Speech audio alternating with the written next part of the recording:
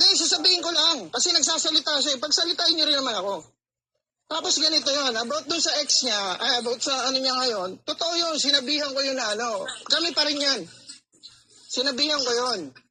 Na tol, bantay sa lakay ka tol, pero natatawa lang ako. Sige, galingan mo. And then ipapaubaya ko nga sa kanya eh. Kasi ako ayoko na. Tsaka yung mga panahon na yun, magkakaroon or meron na rin ako, pero tahimik lang. Diba my loves na nanonood ngayon? Ikukumpara mo sa'yo yung ganda, lahat lamang sa'yo. Lahat lamang sa'yo. Hindi ganyan. Awat nga ako kaya nga hindi na nga ako maakyat eh. Kaya nga minsan bigla akong bababa. Magwawalwala ako, bigla akong bababa. Kasi naaawat ako. Parang teenage love lang yan ah. Oo nga. And then, eto pa. Ayun nga, yung marami sila na gano'n. Nagugulat na nga lang ako. Pero isa lang na message ko kasi ang pagkakasabi niya sa akin and then ang biruin mo kami na ng time na yan almost 3 years. Sinasabi niya pa sa akin na kausap ko si ganito. Ayun nga, si Migs, alam ko naman mangyayari, sabi ko, ending ito eh. Kasi sinabi niya rin sa akin, kung mayroon siyang magiging jowa or baka may sasagutin siya, baka pati si shooter masagot niya pa eh. Oh my God. Hindi sabihin ko.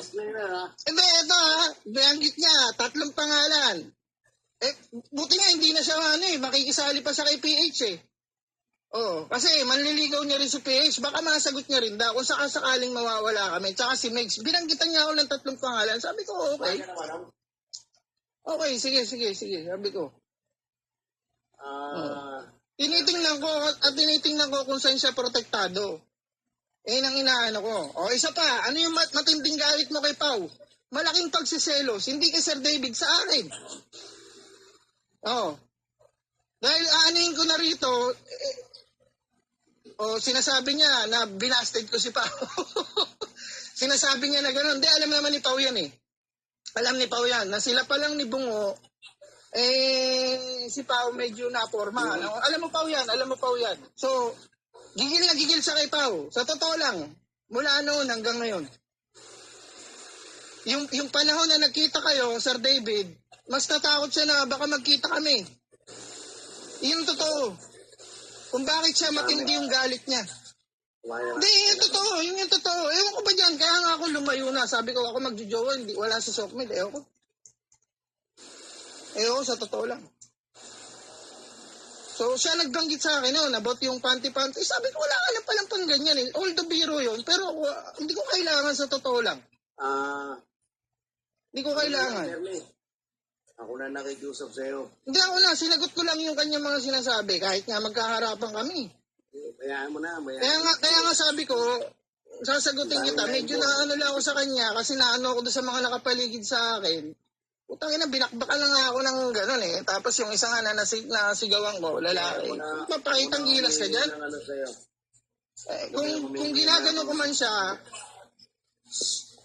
hindi ako plastic eh. Kung halimbawang, totoo yung kahit sa private, kahit ano. Kasi ito yung pinagmula noon. Ito na. Tapos na yun. Sige, tapusin ko na yun. Kung mali ako doon, maaaring pabor sa kanila yun. Magiging mas masaya yung kabila kung mababanggit ko yun. Kasi, ang hina kasi niya umintindi. Kasi ganito yun eh. Na-proud daw siya. Nakita ko kasi nanonood ako na juris. Na-proud daw siya na nakikita niya si Consulin. Hindi yun yung ano eh. Kaya inilalabas si Consulin. Sorry Consulin ha. Kasi ginagawa siyang katatawanan doon. Hindi niya magets yun. Hindi niya makuha yung logic. Ginagawa katatawanan si Consulin. Tapos gano'n. Proud siya. Yung para sa kanya. Pero hindi niya alam, kaibigan ng turing niya, ginagawa siya katatawanan doon sa kabila. Tuntua siya, tapos napa-shoutout siya. Natatawa lang ako kasi ibig niya nang babalahura sa kanya, yun nga, ang tantad yung mga mukha niya doon sa content ng isa, ng Shintaro. Sinashoutout niya. Sabi ko, ba't mo sinashoutout yan? Ito ha, taka ka ba? O yan, hindi ko tinatago yan. Taka ka ba? Nilalaro ka na nga yan, pinagtitipang ka na nga yan. Although natatawa ko doon sa sinasabi kong yun. Pero alam ko hindi niya nagigets eh. Tapos nagalit na siya sa akin. Ito nga, pabor nga kila JTN yung inano ko eh. Mga timang kayo, may araw kayo sa akin. Cooking ina niyo. Hindi, labas si Sir David dito ha. Labas si Sir David. Pero tinaniman niyo ako ng ano, sinasabi ko sa inyo, babalik at babalik din kayo.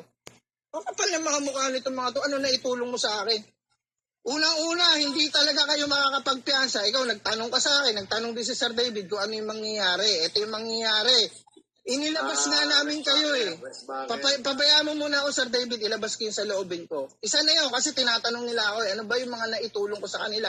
At yung pangalawa, hindi mo mapapadampot si Leon. Kung hindi ka rin lumapit sa akin, JTN, tandaan mo yan.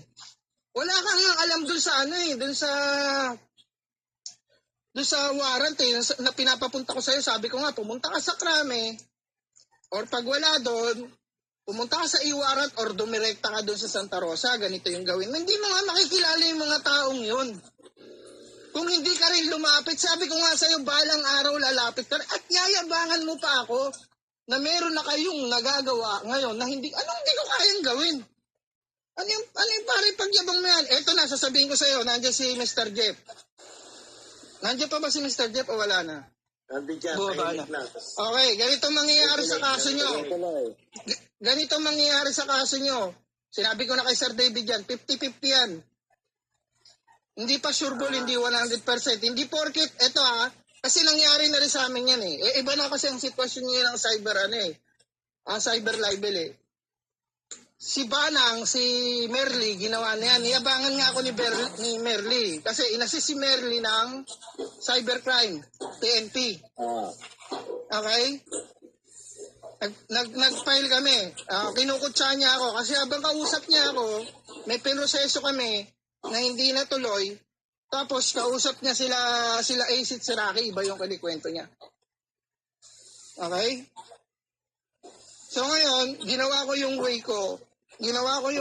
Anong sabi ng prosecutor? Sino po yung yung gumawa nito? Ako, wala ko hiningin kay Merly dyan. At sarili kong yan, hindi rin ako humingi ng kahit ano dyan. Para lang matapos, para lang magawa ko. Ginawa ko yung way ko para doon kay Pekwa. So, nag-success. Ang sabi ng prosecutor, eto hindi hindi yabang o hindi yan. Sino po gumawa nitong isa? Kasi itong ginawa nung incomplete po yan eh. Yung ginawa ng cybercrime. Although maganda, parang naging witness nyo sila, pero incomplete po yan. Okay? Possible na ma-dismiss pa yan.